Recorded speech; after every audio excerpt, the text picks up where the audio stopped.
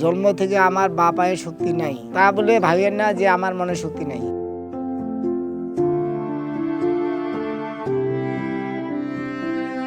পরিবার চালাইতে হইলে কর্ম তো করতেই হবে।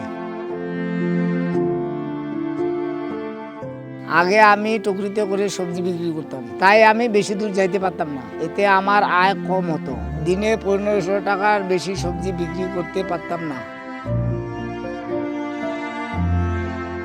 আমার এই অবস্থার পরে RNTP প্রকল্পের সাথে যুক্ত হই। তারা আমাকে সবজি বিক্রি করার জন্য একটা ভ্যান দেন। যারা সবজি বিক্রি করে তাদের সাথে আমাকে পরিচয় করে দেন। ভ্যানের চাকা ঘুরতে ঘুরতে আমার জীবনের চাকা বদলে গেল।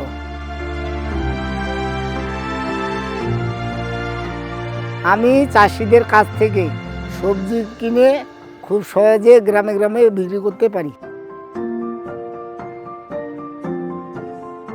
আমার ব্যাটারি ভ্যান হওয়াতে বিভিন্ন এলাকায় সবজি বিক্রি করতে পারি। আমি এখন 3 থেকে 4 হাজার টাকা সবজি বিক্রি করি। আমার এখন আয় ভালো হচ্ছে, আমি পরিবার নিয়ে ভালো আছি।